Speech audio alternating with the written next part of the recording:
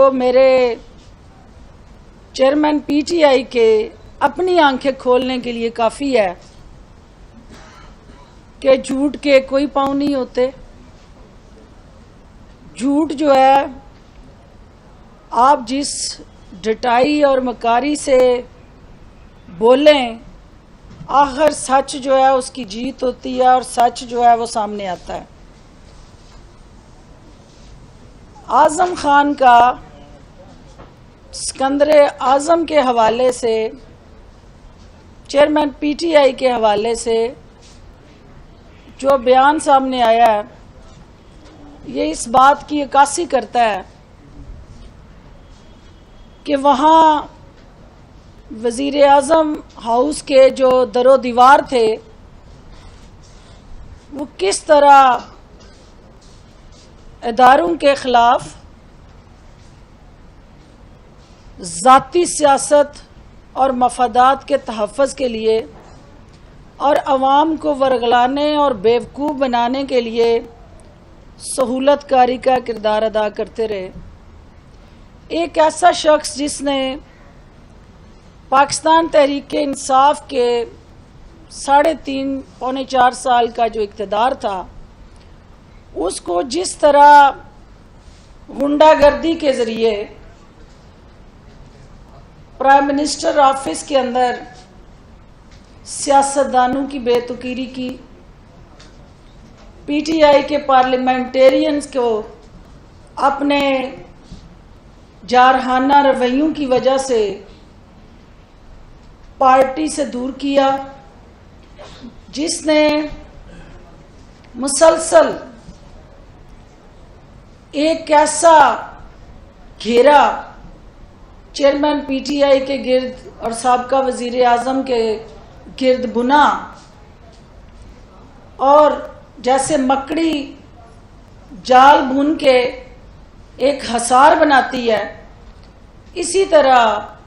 اعظم خان نے سابقہ وزیر اعظم کی سوچ، سابقہ وزیر اعظم کی ویژن اور سابقہ وزیر اعظم کے عمل کے گرد وہ جالا بنا، اور وہ جالا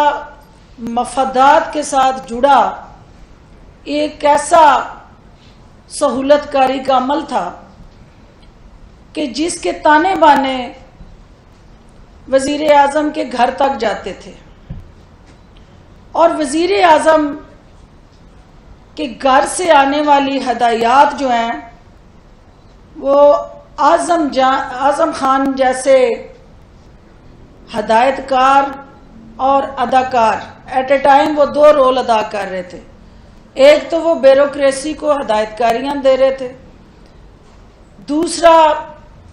اداکاری میں وہ اپنا ثانی نہیں رکھتے تھے کہ وزیر اعظم کے کانوں میں اداروں کے خلاف زہر گھولنے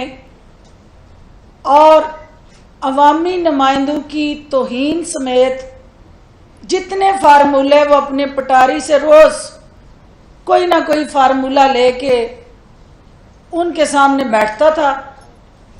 اور ان کو یہ باور کراتا تھا کہ یہ عوامی نمائندے جو ہیں ان کو نہیں، انہیں آپ کو یہ نہیں چاہیے کہ یہ طاقتور ہوں، یہ جتنے کمزور ہوں گے اتنا آپ کی طاقت میں اضافہ ہوگا، لہٰذا ان کو بیوروکریسی کے ہاتھوں بے توقیر کیا جائے، ان کو عوام کی ان گلیوں محلوں میں جب پبلک سروس ڈیلیوری نہیں ہوگی، عوامی نمائندے عوام کے مینڈیٹ کے ساتھ انصاف نہیں کر رہے ہوں گے تو وہ عوام جو ہے وہ یقیناً ان عوامی نمائندوں کے خلاف ریئیکشن دیں گے، احتجاج ہوگا، متنفر ہوں گے. تو اس کی قیمت جو ہے وہ جماعت ادا کر رہی تھی، اور یہی وہ وجہ تھی کہ جو ملک بھر میں الیکشن ہوئے 13 بائی الیکشنز میں اس وقت جب ہم حکومت میں تھے تو 12 الیکشن ہم نے ہارے، کیونکہ جو عوامی نمائندوں اور عوام کا جو آپس میں گیپ تھا، جو ہماری پبلک سروس ڈیلیوری اور بیڈ گورننس کے چرچے تھے جو اداروں میں غلط فہمیاں پیدا کر کے ایک تناؤ اور کھچاؤ کے موجد عمران خان کے ساتھ بیٹھے اعظم خان کا جو روڈ میپ تھا، وہ روڈ میپ ہر حال میں پاکستان کو عدم استحکام کا شکار کرنا تھا۔ اور عزیز ساتھیوں، سائفر کی حقیقت کھلنے کے بعد یہ حقیقت سب پہ عیاں ہو گئی کہ ایک بشرا بی بی صاحبہ جہاں وہ پیرنی کا کردار نبھاتی رہیں، وہاں ان کا ایک وزیرنی کا کردار بھی پس پشت چلتا رہا، اور جہاں انہوں نے کوشش کر کے ہر وقت ہر لمحہ جھوٹ کو سہارا دیا، اس کی آبیاری کی، اور سائفر کے اندر اس طرح کی کمال اداکاری کی کہ خالی کاغذ لہرانے کی جو سپر ہٹ مووی آپ سب نے دیکھی، جس نے پوری قوم کے مفادات کو داؤ پہ لگایا، بین الاقوامی سطح پہ پاکستان کی سبکی ہوئی، اداروں کو کمزور کرنے کے لیے جو زوج تھی وہ فوج کو اپنے ذاتی مقاصد اور عزائم کے لیے کمزور کرنے کی سائفر کے ساتھ جڑی ایک مکارانہ پالیسی اور اس کے ساتھ جڑی شاطرانہ چالیں اور معصوم عوام کے ذہنوں سے کھیلنے کے لیے جو ہمارے سب سے زیادہ پسندیدہ نعرے ہیں کہ کیا ہم کوئی غلام ہیں، کیونکہ یہ قوم معاشی آزادی چاہتی ہے، یہ قوم جو ہے وہ اپنے مسائل سے لڑتے لڑتے تھک گئی ہے اور وہ نجات دہندہ کی تلاش میں ہے۔ تو اس قوم کے اعصاب کے ساتھ کھیلا گیا، اس قوم کو منفی، بے بنیاد، من گھڑت، جھوٹے اور زہریلے پروپیگنڈے کا شکار کر کے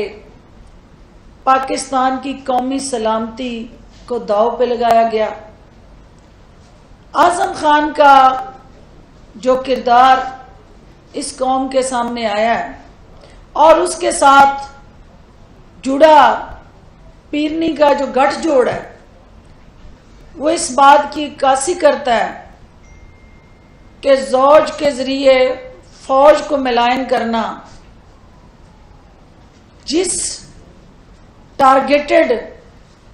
پلانٹڈ اور انجینئرڈ اس کاغذی پروسیس کو مینوور کر کے اپنے سیاسی مقاصد کے لیے استعمال کرنا، یہ جو اعظم خان کا بیان اور سٹیٹمنٹ ہے وہ اس حقیقت کی کلی کھول رہی ہے کہ اس کی ڈوریاں جو ہیں وہ الٹیمیٹلی کہاں سے ہلائی جا رہی تھی اور وہ کس طرح پرائم منسٹر ہاؤس میں بیٹھ کے ہر ایک کی پگڑی کو دیدہ دلیری سے اچھالنے میں مصروف عمل ہے۔ کوئی شخص بھی اس کے عتاب سے محفوظ نہیں تھا، وہ میڈیا ہو، وہ عدلیہ ہو، وہ افواج پاکستان ہوں، وہ قومی سلامتی کے ادارے ہوں، وہ آپ کے عوامی نمائندے ہوں، وہ بیوروکریسی کے اندر آنیسٹ آفیسرز ہوں، ہر وہ شخص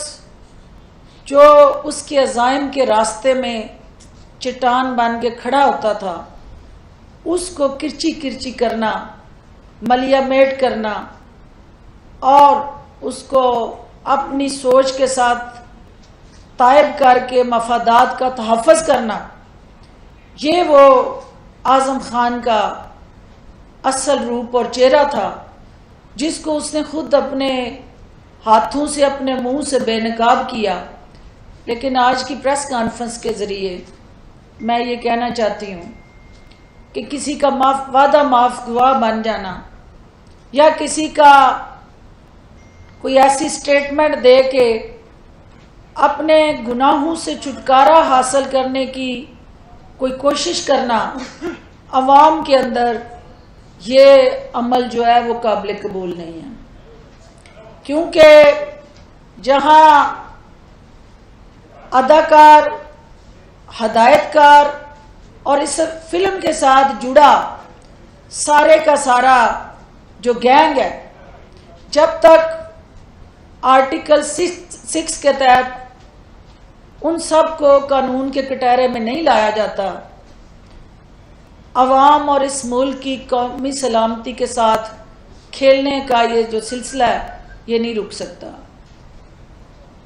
دوسری بات میں یہ آپ کے ذریعے باور کروانا چاہتی ہوں کہ جو سائفر کے ساتھ جڑا ایک میرے معصوم عوام کو گمراہ کرنے کا ایجنڈا تھا، جس کو انہوں نے بعد میں اس بیانیے سے حسب عادت یو ٹرن لیا، اور حسب عادت ان ممالک کو جن کی بنیاد پہ انہوں نے ایبسولوٹلی ناٹ اور ہم کوئی غلام ہیں جیسے سلوگن متعارف کرائے اور نوجوانوں کو یہ باور کرایا کہ میں ملک کی اکنامک ساورینٹی اور ٹیریٹوریل انٹیگریٹی کا محافظ ہوں. وقت نے ثابت کیا، حالات نے ان کا اصل اور حقیقی چہرہ سب کے سامنے بے نقاب کیا، اور یہ سائفر کے حقائق عوام کے سامنے آنے کے بعد آئی پی پی کی لیڈرشپ اور تمام آئی پی پی کا جو as a political force plate form ہے، وہ حکومت وقت سے یہ مطالبہ کرتا ہے کہ اس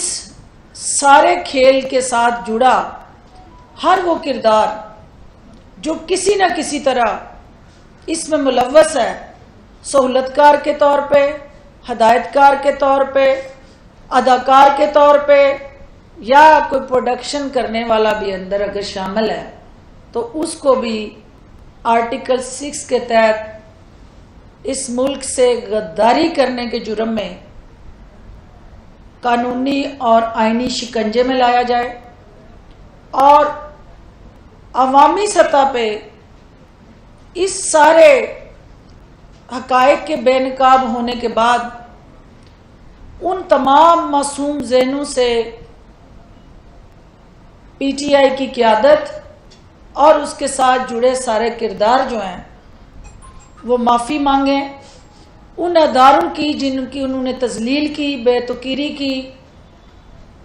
ان کو کمزور کرنے کی جو دانستہ کوششیں کی، اس کے لیے بھی وہ نہ صرف پبلکلی اپالوجائز کریں بلکہ ان رائٹنگ بھی اپنے اس جرم کے فعل کے اعتراف کے بعد کم از کم اخلاقی سطح پہ اعظم خان سے اپنی لا تعلقی کا اعلان کریں. وہ بتائیں کہ یہ شخص جس کو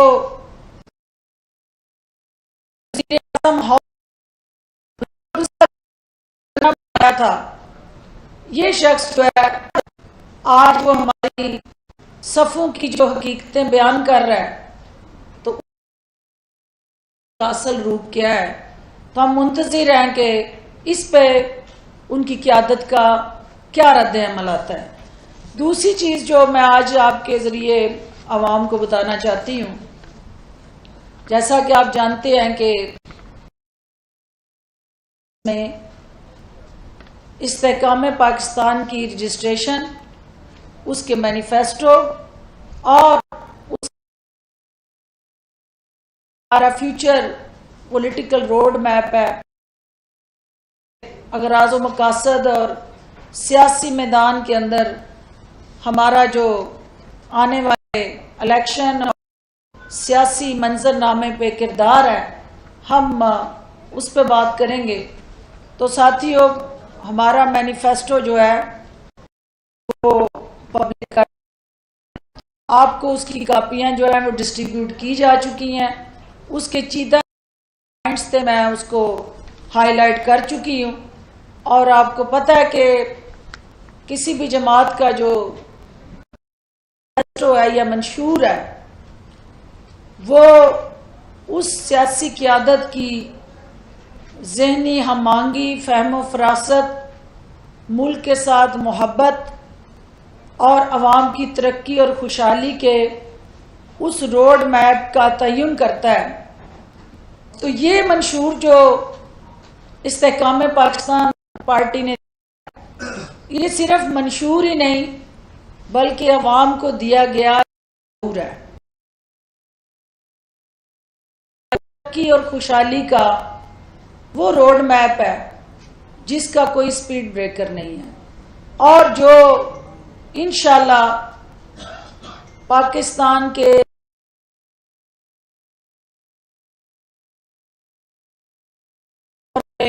اس وقت جو پاکستان جن الجھنوں کا شکار ہے اس گتھی کو سلجھانے کے لیے جہانگیر ترین صاحب اور علیم خان صاحب کی قیادت میں تمام استحکام پاکستان پارٹی جو ہے وہ یہ عزم لے کے نکلی ہے کہ ہم نے روایتی سیاست کو دفن کرنا ہے، ہم نے پاکستان کو متحد کر کے تشدد، انتشار، نفرت سے نکال کر ایک رواداری، رکھ رکھاؤ اور فہم و فراست کا جو پاکستان کی سیاست کا حسن تھا اس کو واپس لانا ہے۔ اور اس کے ساتھ ساتھ کیونکہ نئی سیاسی جماعت ہے اور یہ سیاسی جماعت جو ہے اس نے مینیفیسٹو کے اندر پاکستان کے مستقبل کے چیلنجز کو دور کرنے کے لیے ایک وہ دیباچہ آپ کے سامنے رکھا ہے جو انشاءاللہ ریفارمز کے ساتھ جڑا، عوام کی توقعات کے ساتھ نتھی اور پاکستان کے مسائل کے تدارک کی وہ کنجی ثابت ہوگا کہ جس سے پاکستان کے اندر جو قائد کا پاکستان ہے، وہ خواب جو علامہ اقبال نے دیکھا تھا، اس کی تعبیر جو ہے وہ استحکام پاکستان پارٹی دے گی۔ اور اس کے لیے کہ اقبال کے خواب کو تعبیر دینے کے لیے ہمیں اقبال کا شاہین چاہیے، تو ہم نے انتخابی نشان کے لیے بھی شاہین نشان کے لیے درخواست جمع کروا دی ہے، اور انشاءاللہ جو آئی پی پی کا رجسٹریشن کے بعد کا جو لائے عمل ہے وہ باضابطہ طور پہ ممبرشپ ڈرائیو اور چاروں صوبوں کے اندر ہماری جماعت کا وہ سیاسی ڈھانچہ اور سٹرکچر جو آلموسٹ بن چکا ہے، اس کو ہم صوبائی سطح پہ ہر صوبے کے دارالحکومت میں جا کے اس کو اناگوریٹ کریں گے، اور جہانگیر ترین صاحب کی زیر قیادت اور علیم خان صاحب کی زیر صدارت جو ہے یہ قافلہ اسی عزم کے ساتھ نکلے گا کہ انشاءاللہ پاکستان کو ہم نے ترقی اور خوشحالی کی راہوں میں ڈالنا ہے۔ آپ سب کی تشریف آوری کا بہت شکریہ۔ جو سوال کرنا چاہے جی پلیز، آپ نے آتے ہی کر لیا ہے ٹکا ثانی، آپ جی کون کرے گا جی کنڈکٹ؟ آپ باری باری، یہ استحقاق میرا رہنے دینا جی۔ میں یہ کہنا چاہتا ہوں کہ استحکام پاکستان کے منشور کے کچھ چیدہ پوائنٹ بھی آج پھر دہرا دیں۔ دیکھیے اس دن ہم نے ایک سیر حاصل بحث جو ہے وہ کی تھی، اور آج بھی ہم سب سے زیادہ جو اس وقت 70% آپ کی آبادی جو دیہات میں رہتی ہے، بجلی سے متاثرہ اس کے ستائے ہوئے لوگ بل نہیں دے پا رہے، پریشان ہیں۔ ہم عوامی جماعت ہیں اور ہم نے فیصلہ کیا ہے کہ 300 تک یونٹ جو ہے اس پہ آئی پی پی جو ہے، اگر عوام اس پہ اعتماد کرتے ہیں اور ہمیں اقتدار کے ایوانوں تک رسائی ملتی ہے تو آئی پی پی جو ہے وہ 300 یونٹ تک کے صارفین کو مفت بجلی دے گی۔ رورل ایریا کے اندر بسنے والے جو ہمارے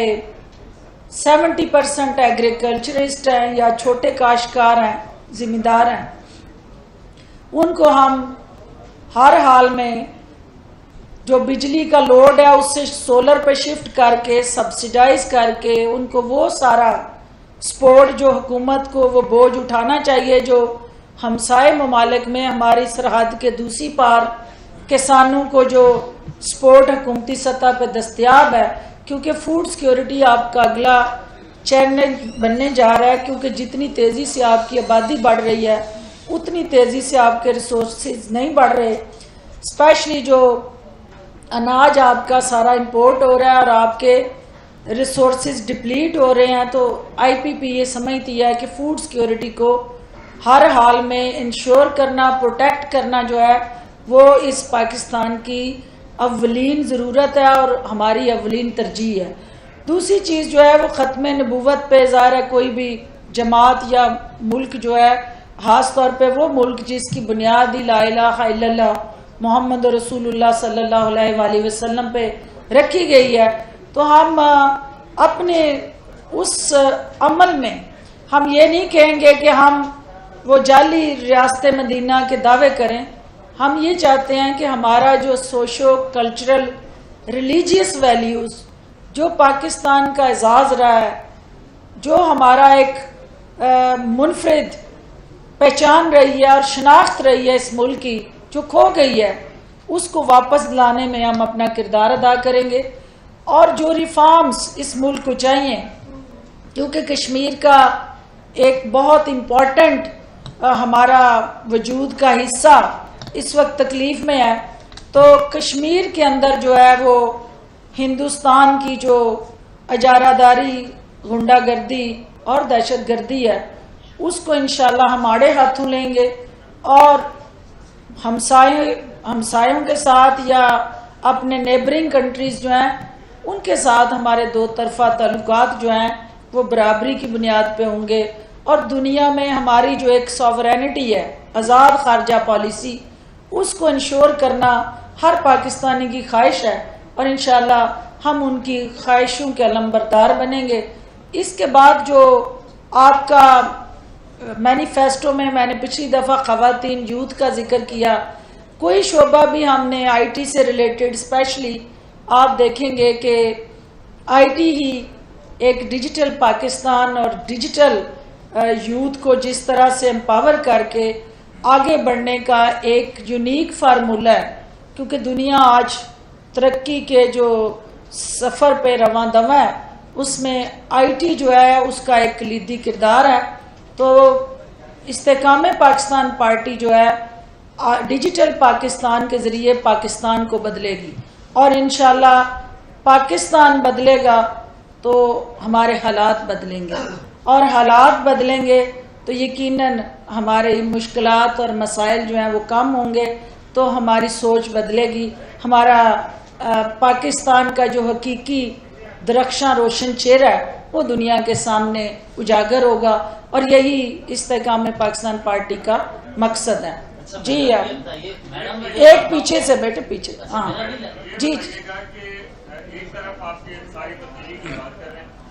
یہ ایسا کیا ہوتا ہے کہ سیاستدان جب پارٹی چھوڑتا ہے اس کے بعد اس پہ تنقید کرتا ہے، پارٹی کے اندر رہ کے تنقید کیوں نہیں کرتا؟ بہت اچھا سوال ہے آپ کا۔ دیکھیں،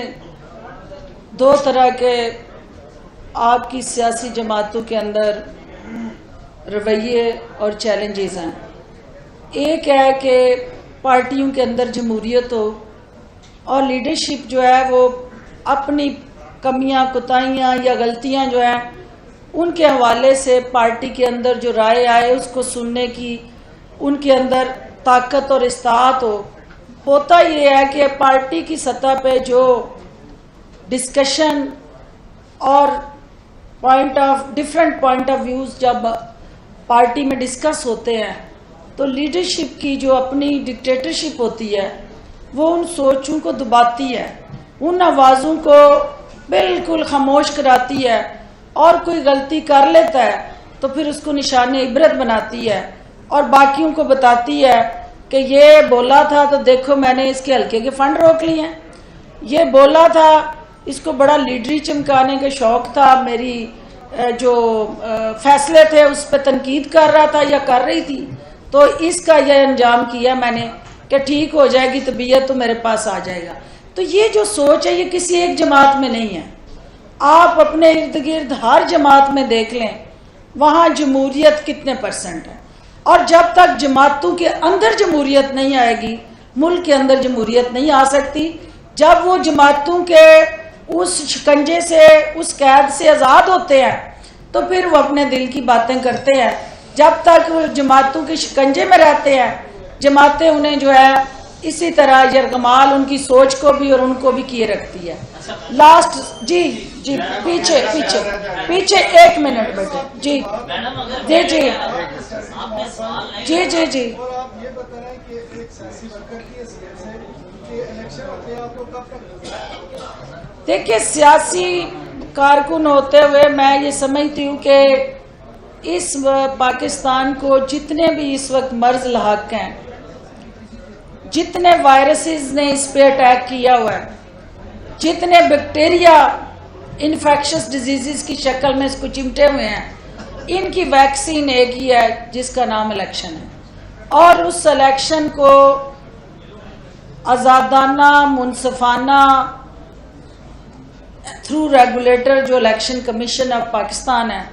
اس کو انشور کرنا چاہیے کہ وقت پہ الیکشن ہو، اور میں پوری امید بھی ہوں کہ کوئی ایسی صورتحال اور حالات مجھے نظر نہیں آ رہے کہ یہ الیکشن نہ ہوں، لیکن الیکشن کرنا اور اس پورے الیکٹورل پروسیس کے اندر آزادانہ الیکشن کے نتائج کو قبول کرنا،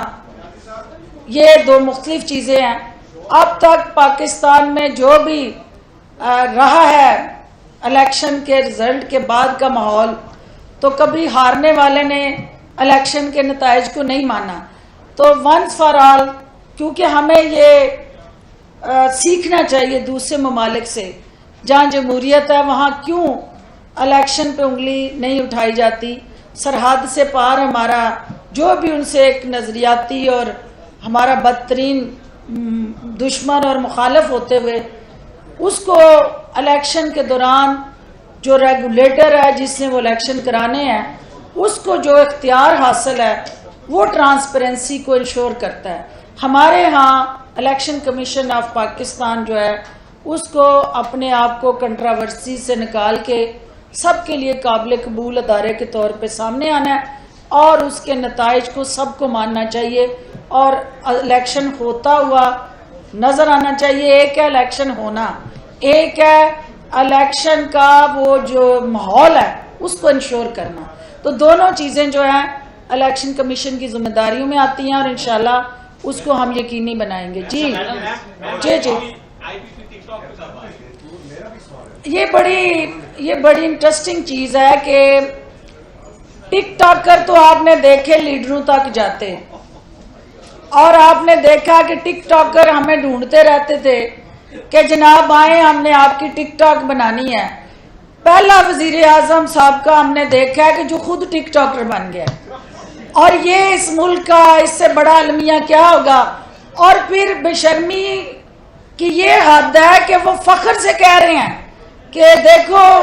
انہوں نے وہ ٹک ٹاکر بنے تو اتنے لوگ جو ہیں انہوں نے ان کے ساتھ جو ہے وہ جوائن کر لیا۔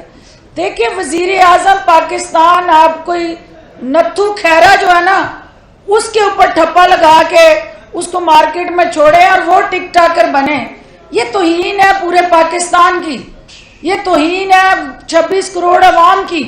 کہ ایک ایسا وزیر اعظم جس کو اس ملک کی سوورینٹی، ٹیریٹوریل انٹیگریٹی، عوام کے حقوق اور اس ملک کے دفاع کے لیے چنا گیا، وہ اب ملکی راز جو ہے वो टिक टॉकर बन के बेचने पे आ गया। अब उसकी दाल रोटी और टिकटें बेचने वाली दुकान बंद हुई है तो उसने नई दुकान सोशल मीडिया पे खोल ली है। तो इससे बड़ी सितम ज़रीफ़ी क्या होगी इस मुल्क की कि वज़ीर आज़म आज टिक टॉकर बन के फ़ख्र से लोगों को कह रहा है कि मुझे लाइक करें, मुझे व्यूज़ दें। तो और बड़े काम है। अवाम के जो अवामी नुमाइंदे होते हैं वो सोशल मीडिया पे नहीं होते हैं,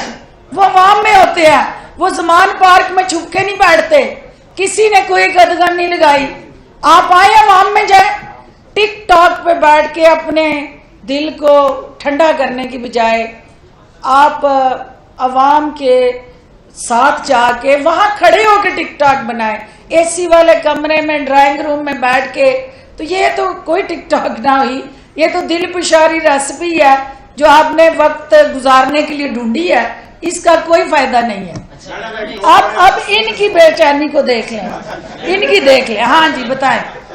बताएं। आपने बड़ा संजीदा पहलू उठाया कि ये साइबर एक ड्रामा था, आर्टिकल 6 लगना चाहिए। जी जी। नेशनल सिक्योरिटी मीटिंग में आर्मी चीफ भी मौजूद थे, तमाम अहम ओहदेदार मौजूद थे। उस मीटिंग में भी साइबर की हकीकत को माना गया और DGISPR ने अपनी प्रेस कॉन्फ्रेंस में कहा है कि ये एक हकीकत है। आप उनको भी आर्टिकल 6 के साथ या फिर मुकदमे में चाहती हैं कि उन्हें भी शामिल तफ्तीश किया जाए कि उन्होंने। देखिए अब आपको पता चला कि वो क्यों तहरीरकारी करना चाहता था। मेरा भाई है, छोटा बच्चा है, उसको ये बात नहीं समझ आ रही कि जो इस वक्त साइफर की हकीकत और साइफर को चोरी करना दो मुख्तलिफ चीजें हैं। साइफर एक डॉक्यूमेंट है जो ओरिजिनल जो है, जिसको आप as a prime minister of Pakistan या किसी भी ऐसे हसास ओहदे पे जब आते हैं तो आप इस मुल्क से वफादारी का हलफ उठाते हुए ये कहते हैं कि मैं कोई ऐसा कागज, कोई ऐसा डॉक्यूमेंट, कोई ऐसा राज जो है वो पब्लिक नहीं करूंगा जिससे मेरे मुल्क को दानिस्ता या गैर दानिस्ता नुकसान पहुंचे। तो सबसे पहले तो उन्होंने अपने उस हलफ की जो उन्होंने उठाया था उसकी बेतुकीरी की, उसकी खिलाफ वर्जी की। फिर उसके बाद ओरिजिनल डॉक्यूमेंट चोरी कर लिया और ओरिजिनल डॉक्यूमेंट छुपा के चोरी करके, जो कि रियासत की, स्टेट की मलकियत होता है, हुकूमतें आती हैं जाती हैं, जो आपका क्लासिफाइड डॉक्यूमेंट होता है वो उस रियासत की प्रॉपर्टी होता है और वो रियासत उसकी कस्टोडियन होती है। कोई फर्द या वजीर आजम या कोई किसी किस्म का उनका स्टाफ कस्टोडियन नहीं हो सकता। तो यार होना ही यही है कि भाई जिसको आपने चौकीदार लगाया था, कौमी राजों का मुहाफिज चुना था, वो खुद ही चोर निकला। तो हम तो चोर का खुरा तो ढूंढ चुके हैं, अब है चोर तक पहुंचना। तो हम तो ये कह रहे हैं कि चोर तक जाएं और असली डॉक्यूमेंट रिकवर करें और मुल्की राज बेनकाब अफशा और उनको बेचने के वज जो उन्होंने सियासी मफाद हासिल करने की कोशिश की है उनको आइन और कानून के तहत सजा दें। हमारा ये मौक़िफ़ है। बहुत शुक्रिया मैडम। एक सवाल। जी जी। इस सवाल ने सुर्खी तो दे दी है मैडम, बहुत अच्छा मंशूर है IBP का, जो 300 यूनिट का आपने ऐलान किया है, इसमें बताया है। अच्छा, इस वक्त भी एक वजीरों की फौज जफर मौज है और आप भी सिस्टम के अंदर ही, क्या ये मुमकिन है कि ये अरबों यूनिट फ्री बिजली के बंद हो या लाखों लीटर पेट्रोल फ्री का बंद हो? ऐसा कुछ हो सकता है? और इसके साथ एक मासूम सा ये, परवेज खट्टक साहब आपके साबिक कुलीग, उन्होंने अपनी जमात अनाउंस कर दी है, तो क्या इन दोनों जमातों का कोई आपस में इंतखाबी इत्तेहाद हो सकता है? Thank you. देखिए, पहले तो परवेज खट्टक साहब को मुबारकबाद दूंगी। सियासत जो है वो एक ऐसा बहता दरिया है जिसके अंदर जो है वो जितने भी आके चश्मे गिर जाएं, आखिर सब ने समंदर में आके गिरना होता है। और वो आपको पता है कि सियासत का समंदर जो है वही जमातें होती हैं जिनकी अवाम में जड़ें होती हैं या जो अवाम को ताकत का सरचश्मा मानती हैं। लिहाजा मैं पूरी उम्मीद हूँ कि KPK के अंदर जो सियासी घुटन थी, परवेज खट्टक साहब की जमात जो है वहाँ एक ताज़ा हवा का झोंका साबित होगी। और इस वक्त KPK के अंदर जो मुल्क दुश्मनों ने पंजे गाड़ने शुरू किए हैं, सूबे और मुल्क के अमन से खेलना शुरू किया है, آج بھی وہاں ایک خودکش دھماکہ ہوا ہے. میں اس کی مذمت بھی کروں گی اور میں یہ چاہوں گی کہ جو پاکستان دوست پارٹیاں ہیں ان کو زیادہ سے زیادہ آگے آنا چاہیے اور پاکستان کے مخالفین اور دشمنوں کو تنہا کرنے کے لیے مشترکہ لائحہ عمل بنانا چاہیے. دوسری چیز جو آپ نے کہی کہ دیکھیں میں 22 سال سے ایک ہی جدوجہد کر رہی ہوں کہ اس ملک کو بدلیں، اس نظام کو بدلیں. مجھے اس کو بدلنے کے لیے کئی جماعتیں بدلنی پڑی لیکن میں اس کا 1 انچ نہیں بدل سکی. اس کی وجہ کیا ہے کہ اس ملک کے اندر جو سب سے زیادہ بینیفیشری اور اصل حکمران ہے وہ بیوروکریٹ ہیں. اور میں نے اپنی جماعت کے اندر بھی یہ بات کی ہے کہ صرف ایک کام، ایک ہمیں ریفارم جو ہے وہ لانی ہے اپنے سول آفیسر رول کے اندر کہ ہر منسٹری کے اندر جو انچارج منسٹر ہے وہ اس کا سیکریٹری ہوتا ہے اور منسٹر اس کے اندر ایک صرف شو پیس ہوتا ہے اور جب وہ گرفتار ہوتا ہے تو سیاستدان ہوتا ہے، بیوروکریٹ پھر کسی دوسری منسٹری میں سیکریٹری بن کے مزے لے رہا ہوتا ہے. تو سب سے ضروری کام یہ ہے کہ ایک امینڈمنٹ، ایک لفظ کی امینڈمنٹ چاہیے کہ in-charge will be the minister of the concerned ministry. تو سیکریٹری کی بجائے وہ اختیار جب اس کنسرنڈ منسٹر کے پاس آ جائیں گے تو آپ کو پالیسیز بھی نظر آئیں گی کیونکہ جس نے عوام سے جوتے کھانے ہوتے ہیں نا اس کو اپنا احتساب کا وہ دن یاد ہوتا ہے الیکشن والا، تو وہ اقتدار اور اختیار کے وقت وہ کام کرتا ہے جس سے عوام کی بہتری ہو، فلاح و بہبود ہو اور جو آپ تجاویز دے رہے ہیں اس طرح کے کام ہوں. تو میں توقع کرتی ہوں کہ جو حکومت وقت ہے اس وقت ان کے اب جانے کے دن ہے، اب 1 مہینے سے بھی کم ان کا پیریڈ ہے. تو یہ پیریڈ جو ہے وہ جب شادی کی تاریخ فکس ہو جاتی ہے تو افراتفری شروع ہو جاتی ہے گھر میں. تو آپ کو پتہ ہے کہ ان کی رخصتی کی جو تاریخ انہوں نے فکس کر دی ہے تو وہ افراتفری چل پڑی ہے. ان حالات میں نہ کسی بیوروکریسی نے کچھ کرنا ہے اور نہ کسی نے سننا ہے. تو لہٰذا آنے والے الیکشن کے بعد نئی حکومت کے لیے دعا کریں کہ پاکستان کے لیے بہتری کی نوید آئے اور ہم IPP مل کے ایک ایسا لائحہ عمل بنائیں کہ یہ جو اصل حکمران ہیں ان کو بھی کنات ڈال سکے. بہت شکریہ. سائفر کا جو نیا ایشو آیا اعظم خان کے بعد کس چیز کو سزا ہو سکتی ہے، انجام کیا دیکھتے ہیں؟ FIA نے ان کو تقریب رونمائی کے لیے بلا لیا ہوا ہے تو جو باقی اداکار ہیں وہ بھی آتے ہیں تو اس کے بعد فلم کا جو کلائمیکس ہے اس کا پتہ چلے گا. بتائیے گا کہ اعظم خان اغوا کے بعد سکرین پہ آئے گئے ہیں، ہمارے بھائی ہیں عمران ریاض، تعارف کروا دے بیٹے.